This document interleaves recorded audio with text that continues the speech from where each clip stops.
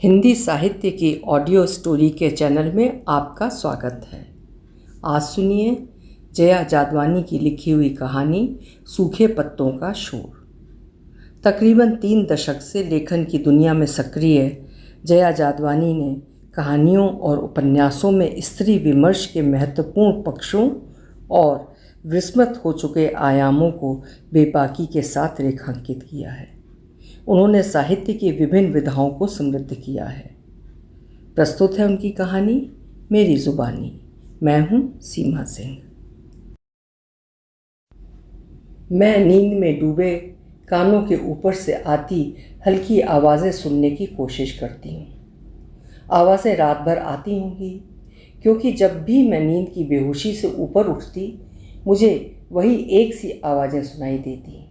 बेचैन कदमों की चहलकदमी, छत के एक सिरे से दूसरे तक, दूसरे से फिर पहले तक, लगातार कोई तारों भरे आसमान को निहारता सुबह की प्रतीक्षा में उन घिसटते थके थके से कदमों की अनवरत आहट।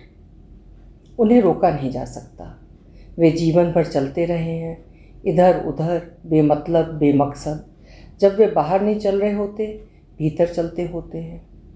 यूं ऊपर से सब कुछ दिखाई नहीं देता, जैसे पुराने हारे हुए राजा होते हैं ना।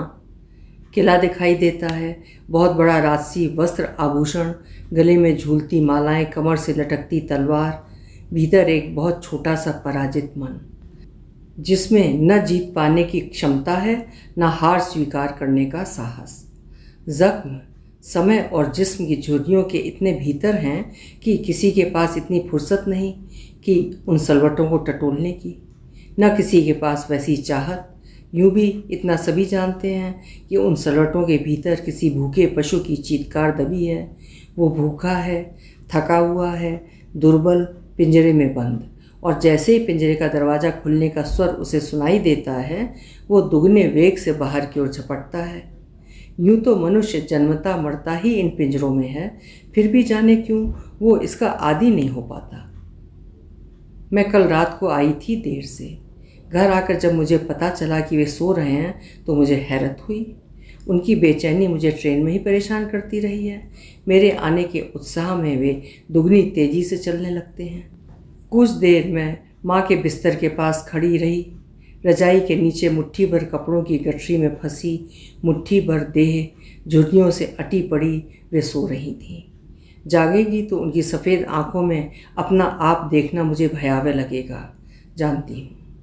मैं वहाँ से हटकर ऊपर आई, बाबूजी के कमरे में।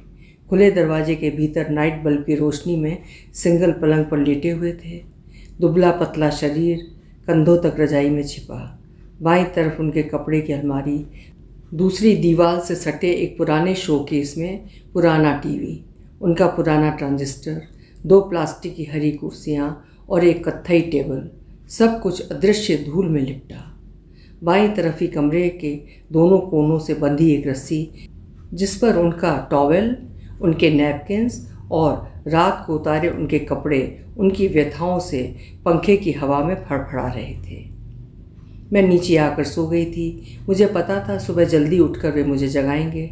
उनके भीतर कितना कुछ दबा पड़ा होगा, जिसे वे एक के बाद एक बाहर फेंकेंगे, जैसे जिद्दी बच्चा माँ का ध्यान खींचने को एक के बाद एक घर की चीज़ें बाहर फेंकता जाता है।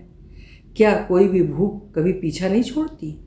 बच्चों के और अपने बीच उन्होंने हमेशा एक लंबे रास्ते बनाकर रखे, जिसके एक छोर पर वे खुद खड़े होते, दूसरे छोर पर हम भाई बहन, और बीच में कहीं माँ, जो पति और बच्चों के बीच ज़रूरत के मुताबिक आती जाती।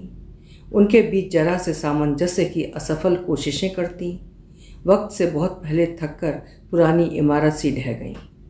हल्की हल्की सांस लेता मलबा अभी मैं देख कर आई थी, और अब जीवन के आखिरी वर्षों में मैं उन्हें उसी राह पर अकेला आते हुए देखती हूँ, उस छोर की तरफ जिस पर हम भाई बहन खड़े थे। वे नहीं जान पाए हैं कि हमने वो छोर भी छोड़ दिया है, या कि जानते हैं कि फिर भी चलने को विवश हैं। सिर्फ मैं उन्हें इस सूने लंबे भयावह रास्ते पर अकेले चलते हुए देखती हूँ और अपनी संभावित नियति खोजती हूँ। मुझे हैरानी होती है कि एक ही रास्ते पर तीनों काल एक साथ कैसे चल सकते हैं। सुबह उनकी आवाज़ सुनकर ही मैं जागी। बब्बी उठ, इतनी देर कोई सोता है? आ बातें करें। सोना है तो अपने घर जाकर सोना। उठ, आ जल्दी आ। जानती हूँ सिरहाने खड़े रहेंगे, जाएंगे नहीं। मैं उठकर बैठ गई तो वे दरवाजे की ओर बढ़े। ब्रश करके बाहर आ तो चाय पिए। मैं चाय पीने उनके साथ बैठी तो वे अपेक्षाकृत शांत दिखे। वो दरवाज़ा बंद था जिससे वे अपनी पीठ टिकाकर खड़े थे। बिस्किट लेगी बब्बी? नहीं पापा। तोश ला दूँ? नहीं, मैं चाय के साथ कुछ नहीं लेती। घर में सब ठीक है? जी। चल तुझे बगीचा घुमा लाऊं। भी खाएगी? सुबह सुबह नहीं। अच्छा आ, फिर आ, बैठी मत रहे। सुबह सुबह घूमना अच्छा लगता है। वे झटके से अपनी कुर्सी छोड़कर उठते हैं। मैं उनके पीछे पीछे। मैं उतनी जल्दी नहीं जाना चाहती थी। माँ मेरा इंतज़ार कर रही होंगी कि इसे बाप से छुट्टी मिले तो मेरे पास आए। गठरी में कांपती गठरी जो मुझे छूते ही क्षण भर स्थिर होने की कोशिश करती, पर वहाँ न की कोई गुंजाइश नहीं थी। अरे रमैया! उनकी बुलंद आवाज़ बगीचे के एक सिरे से दूसरी तक जाती है। रमैया भागा हुआ आता है। तेरा घाव ठीक है? उन्होंने उसके घुटनों की तरफ इशारा किया। गिर गया था खेत में काम करता हुआ, मैं खुद इसकी पट्टी करता हूँ। मेरी आंखों के सामने एक रील सी घूम गई। पट्टी लाओ, डिटॉल लाओ, गर्म पानी। अरे इतनी चौड़ी पट्टी! कैची कहाँ है? इस घर में कोई चीज़ सही जगह पर रहती है या नहीं? किसी न किसी का मन जरूर हुआ होगा कि रमैया को उठाकर बाहर फेंक दे। अरे इसको पहचाना? बब्बी है, बब्बी। कोई कहेगा ही मेरी बेटी है, इसके बाल देखो। अरे खड़ा क्या है? जयराम जी की कर। जयराम जी की। वो अपने घुटनों तक झुक गया। तुम जाओ, मैंने सिर हिलाते हुए कहा। ये चला जाएगा तो बिही कौन तोड़ेगा? मैं तोड़ूंगी। मैंने रमैया के हाथ से बिही तोड़ने वाली लाठी ले ली और मेड़ पर चलने लगी। ऊबड़ खाबड़ रास्ता, मिट्टी के ढेले, जगह जगह घास, पानी के चहबच्चे, सूखे पत्तों का अंबार, छोटे छोटे अनजाने पौधे जिनकी नियति ही पैरों तले कुचलकर खत्म होना और बार बार उगना है। खेत पानी से लबालब, भरे दूर तक हरियाली ही हरियाली, एक भला सा एहसास। वे मुझसे आगे निकलकर एक ऊंची मेड़ पर खड़े हो गए। इधर आ, देख देख। उन्होंने मुझे अपनी बगल में खड़ा कर अपने बंगले नुमा नया बना घर दिखाया, जो उतनी दूर से कुछ ज़्यादा ही अच्छा दिख रहा था। किसके होते हैं घर? ये क्या सचमुच किसी के होते हैं? हो सकते हैं। मैंने कितनी मेहनत से बनाया है, तुझे क्या लगता है घर सिर्फ ईंट, सीमेंट और गारे से बनता है? इसमें मैंने अपना खून मिलाया है, पर कोई नहीं मानेगा। ये सब कहते हैं आप जाइए यहाँ से, हमें सुख से रहने दीजिए। कहाँ जाऊँ मैं? तेरे घर आकर रहूँ, बेटी के घर? और मैं चला जाऊँगा तो ये सुख से रहेंगे? एक बूढ़े की इन्हें चैन से रहने देगी? तू समझा इन्हें। असंभव की चाह दुख है, वे उसे अपने भीतर पालते हैं। न जानना सुख है, मैं जानती हूँ, और जानने की तरफ पाँव नहीं बढ़ाती। मुझे पता ही नहीं चला हवा के किस झोंके ने वो दरवाज़ा खोल दिया। कहते हैं छोटे के पास जाओ। क्यों जाऊँ मैं उसके पास? तुमने कहा था ना कि ये बगीचा हमें दे दो, फिर हम आपको साथ रखेंगे। बगीचा चाहिए, मैं नहीं। मेरा घर चाहिए, मैं नहीं। अरे वो तो मैं कुछ कहता नहीं। मैं अभी भी अपनी वसीयत बदल दूं तो तुम सब सड़क पर आ जाओगे। वे ज़ोर ज़ोर से बोल रहे थे। उत्तेजित होकर उनकी बुलंद आवाज़ सारी बाधाएं पार कर घर तक पहुंच रही होंगी। शुरू हो गया फिर। घर में किसी के आने की देर है, ये अपनी राम कहानी शुरू कर देंगे। है किसी में सामर्थ्य जो रख के देखे इन्हें अपने घर में? मुझे वहीं खड़े खड़े सुनाई देने लगा। उनकी निजी व्यथाएं और व्यर्थताएं दूसरों की उपस्थिति में इस तरह बाहर आने लगती, जैसे किसी ने रुका हुआ बांध का पानी खोल दिया हो। पानी भरभरा कर नीचे की ओर भागने लगता और घर की सारी चीज़ें भीग जाती। वे बेहद खींचे और झुंझलाए हुए पानी के बंद होने की प्रतीक्षा करते। ये खींच फिर क्रोध में बदलती जाती। सामने रमैया एक बड़ा सा गड्ढा खोद रहा है। वे उसे आवश्यक निर्देश देते हैं। बात का एक निहायत अजनबी सिरा पकड़ लेते हैं। उस जमाने की बातें जब मैं नहीं थी, जिसे मैंने कभी नहीं देखा। वे ऐसे बताते रहे जैसे उस सब की कोई फिल्म देख रहे हों। गड्ढा काफ़ी बड़ा हो गया है। मिट्टी के साथ जो भी था वो बाहर पड़ा है। खाद बनाने के लिए सूखे पत्ते, गोबर और जितनी निरर्थक चीज़ें हैं सब भीतर भरकर गड्ढे का मुंह ढक दिया जाएगा। बदली जा सकती है क्या सारी चीज़ों की उपयोगिता? घर चलें? मैंने मुड़ते हुए कहा। वे अभी भी कुछ कह रहे हैं, कभी मुझसे, कभी रमैया से, कभी अपने आप से। रात भर वे सूखे पत्ते बटोरते और सुबह की पहली हवा में वे फिर सड़कों पर बिखर जाते। उनके पैरों के नीचे की सड़क कभी खाली नहीं हो पाती। पत्ते चरमराते, एक अजीब स्वर में शोर मचाते। कभी कभी ये तय करना मुश्किल हो जाता कि उनके मुंह से जो आवाज़ निकल रही है उनकी अपनी है या उनके भीतर की आंधी में घूमते पत्तों का शोर। वो आवाज़ एक अथक गति से आती लगती, फिर किसी व्यवधान के चलते उसकी गति मंद हो जाती। बाहर के संसार की परछाई अपने नियमों से बंधी कभी आगे होती, कभी पीछे।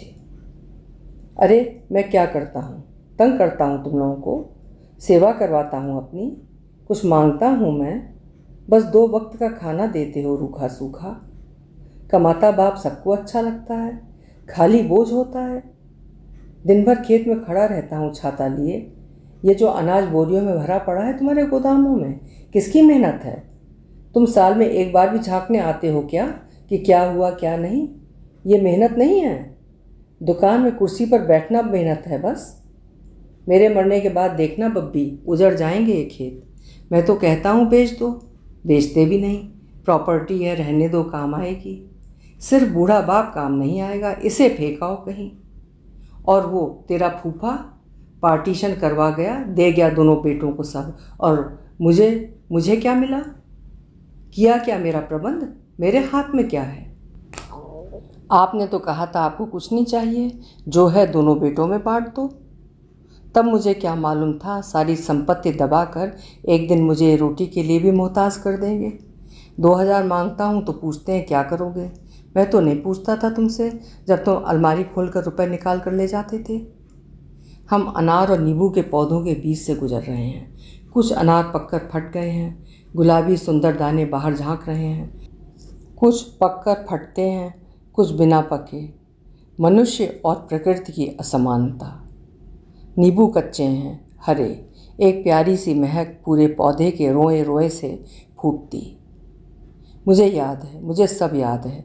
हमारे बच्चे नहीं होते थे, मैं हर पीर पैगंबर के पास जा जाकर थक गया था।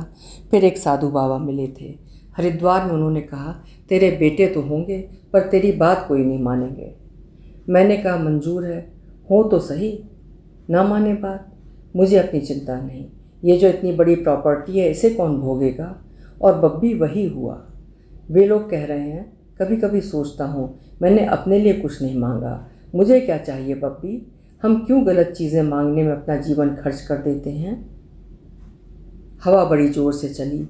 अचानक वे चुप हो गए तो मुझे भागते पत्तों का शोर सुनाई दिया। हवा का शोर उनके अकेलेपन का, पत्तों और सूखे चारों को अपने साथ दूर दूर तक फैलाता।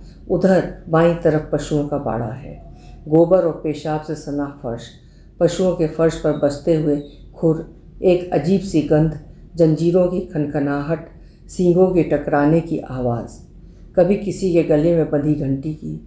हम उधर नहीं जाते थे, पर हमने उन्हें उस आधे दरवाजे के पास बहुत देर खड़े देखा था। अब भी वे वहीं ठिठक गए, मंत्रबिद्ध से। मैंने उनकी आंखों में देखा कि आखिर क्या देखते थे वे भीतर, किसके भीतर? पशुओं की आंखें क्यों चमकती हैं शीशे की तरह? क्यों उनकी आंखों में आंखें डालो तो हटाया नहीं जाता? अपने अपने भीतर एक दूसरे की परछाई दिखती है क्या? इतने में छोटा भतीजा बुलाने आ गया। बुआ, मम्मी नाश्ते के लिए बुला रही हैं, कहकर वो भागने लगा।